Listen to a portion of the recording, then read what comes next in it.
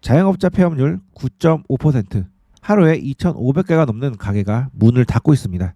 얼어붙은 소비 심리를 살리기 위해 정부가 30조 원 규모의 추경을 단행하고 7월 한 번, 8월 또 한 번 소비 쿠폰을 풀어내기로 했습니다.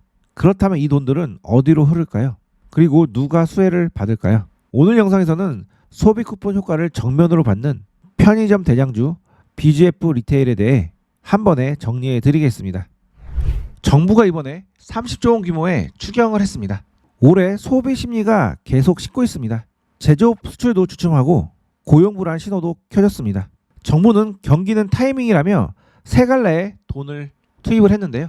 소비 진작에 11.3조 원, 투자 촉진에 3.9조 원, 민생 안전자금으로 5조 원을 투입을 하기로 했습니다. 재원 조달은 국채 19.8조, 구조조정기금 10.7조를 투입해서 진행하기로 했습니다. 이로써 국가 채무 비율은 0.9% 정도 상승을 하는데요. 크게 부담이 될 만한 수치는 아닙니다. 소비 쿠폰 발행 일정을 살펴보면 이번 달 3일이나 4일에 추경안을 의결합니다. 민주당이 다수당이기 때문에 무난하게 통과될 것으로 보이고요. 그렇게 되면 7월 중순에 전국민 대상으로 15만 원씩 지급이 되고 취약계층은 최대 52만 원까지 지원이 됩니다. 그래서 대형 유통마트는 사용이 안 되고요. 골목 상권에만 사용을 할 수 있겠는데요. 2차는 8월 말에서 9월 초에 상위 10%를 제외하고 10만 원을 더 추가로 제공을 합니다. 그 외에도 문화여행 할인 쿠폰을 제공을 하는데요. 이렇게 해서 소비를 진작시키려고 하고 있습니다. 전체 돈이 11조 정도 풀리는데 한개 소비 성향 0.6을 적용을 해도 약 6.8조 원이 GDP에 직접 기여를 해서 국가 경제를 끌어올릴 수가 있습니다. 소비 쿠폰에 관련돼서 말이 많죠.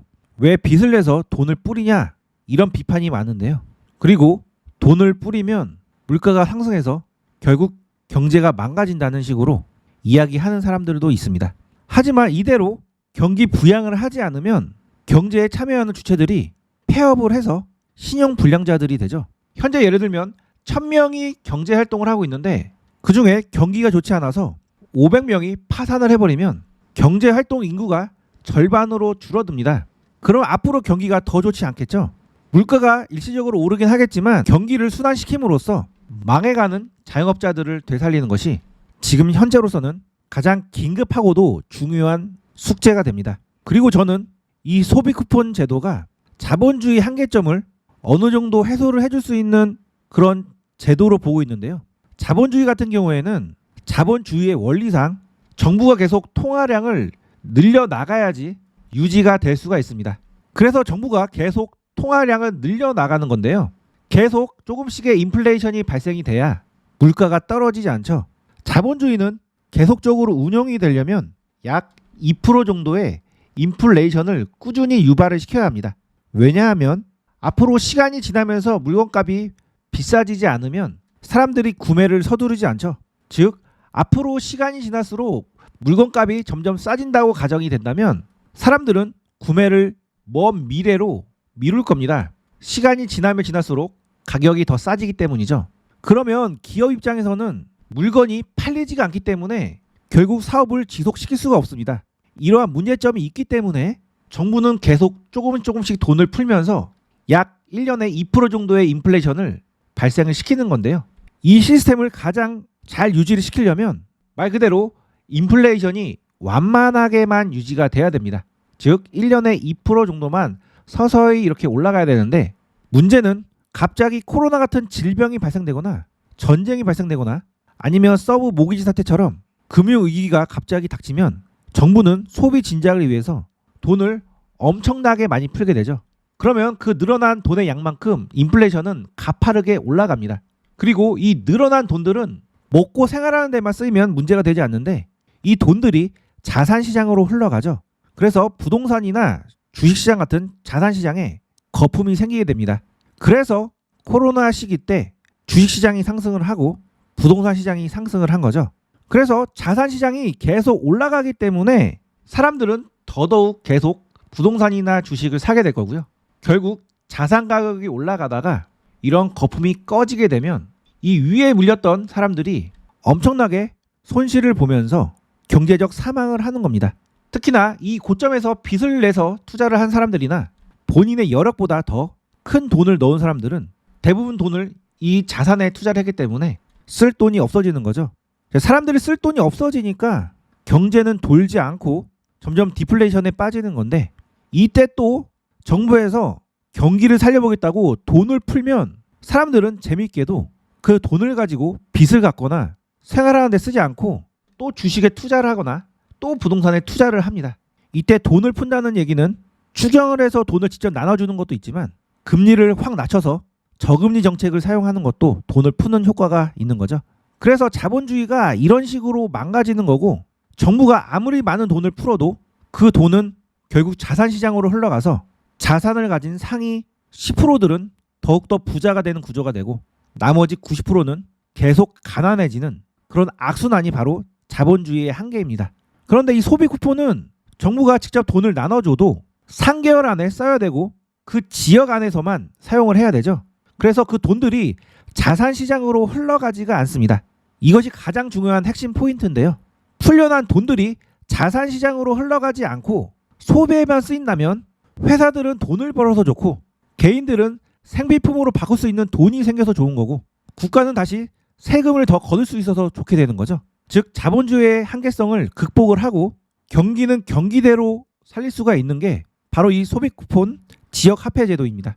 자, 이 제도도 전자결제 같은 기술이 발달이 되었기 때문에 할 수 있는 거지, 10년 전, 20년 전에는 하고 싶어도 전산 시스템이 받쳐주지 않아서 할 수 없었던 그런 정책이었던 거죠. 그래서 앞으로 이 제도가 계속 정착이 되면 우리나라 경제는 빠르게 회복을 할 수가 있고, 장담컨대 우리나라 경제가 빠르게 회복하는 것을 보고 외국에서도 벤치마크하는 그런 사례가 나올 겁니다.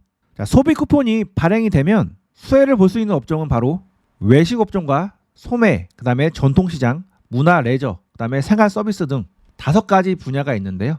과거에 코로나 때 지원금을 뿌렸을 때 가장 수혜를 많이 받던 분야가 바로 이 2개의 분야입니다. 그래서 2020년 1차 재원지원금을 받았을 때 편의점 매출은 각각 102%, 214%, 169% 연속 급증을 했고요. 지원카드 사용 통계에서 보면 마트나 식료품, 편의점 등이 1위를 차지했습니다. 사용처가 대기업 직영 대형마트 및 온라인몰은 제외가 되기 때문에 편의점은 사용이 가능하고요. 지급 시기가 학예 성수기 및 휴가 시즌에 지급이 되기 때문에 경제 활성화에 큰 도움이 될 것으로 예상이 됩니다. 그리고 이렇게 늘어난 매출이 곧 실적으로 바로 직결이 되기 때문에 매출이 늘어나면 주가도 상승하는 그런 편의점 업종의 특성상 이번 재난지원금으로 인해서 편의점 주가들의 상승이 나올 수도 있는 상황인데요. 오늘 소개해드릴 BGF 리테일은 CU 편의점을 운영하고 있는 회사이고 점포수가 약 17,000개로 국내 점유율 1위를 달성하고 있는 기업입니다. 2024년 실적이 매출이 9.4조 원인데 영업이익은 3,550억 밖에 되지 않습니다. 이번 재난지원금으로 인해서 매출과 영업이익이 크게 올라갈 것으로 예상이 되고요. 그러면 주가도 올라갈 수가 있겠죠. 이런 흐름을 반영해서 BGF 리테일 이 종목 6월부터 일단 한 차례 상승 파동이 나왔습니다. 그리고 나서 이 바닥 조정 파동이 나오고 이번에 이러한 고점을 돌파하기 위해서 상승 흐름이 나왔는데요. 마침 그러한 구간이 이런 의미 있는 고점 구간을 돌파하는 자리여서 이 종목 상승 조정 상승으로 추가적으로 더 위로 올라갈 수 있는 종목으로 저는 보고 있습니다. 자, 그동안 경기가 좋지 않아서 이 종목 계속 하락 추세를 만들었는데요. 그래도 거시적으로 이 바닥을 만들고 이번에 상승하기로 돌려놓은 만큼 이런 하락폭의 절반까지는 충분히 올라갈 수 있는 종목으로 저는 보고 있는데요. 분봉을 살펴보면 상승 이후에 조정 파동이 나왔고 이러한 저점을 높여주면서 이번에 이런 고점을 한번 터치를 해줬습니다.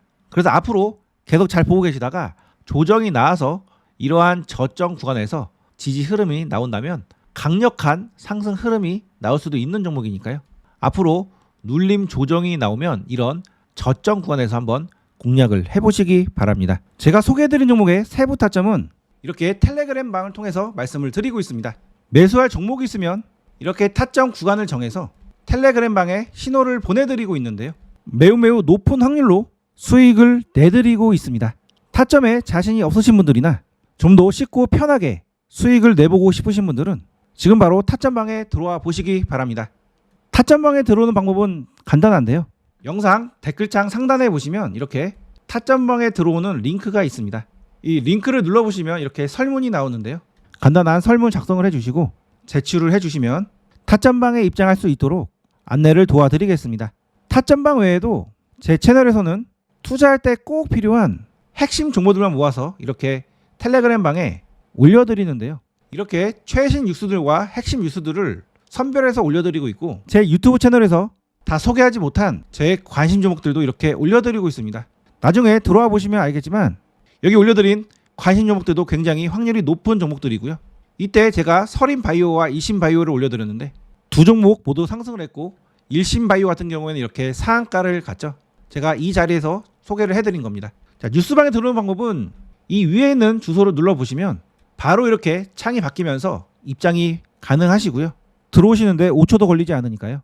지금 바로 들어와 보시기 바랍니다. 지금 지수가 바닥을 탈출하고 있는 만큼 앞으로 수익 내기 좋은 장이 열릴 겁니다. 하지만 모든 종목이 오르는 건 아니죠. 결국 시장에서는 진짜 가는 종목들만 상승을 해서 수익을 줍니다. 제가 꾸준히 선별하는 시장 주도주와 함께 하신다면 올해 확실한 수익을 기대해 볼 수가 있습니다. 그리고 타점방에 들어오시면 안정적이고 꾸준한 수익이 가능하실 겁니다. 앞으로도 제 채널 꾸준한 시청과 깊은 관심 부탁드리며 다음 영상에서 뵙겠습니다. 시청해 주셔서 감사합니다.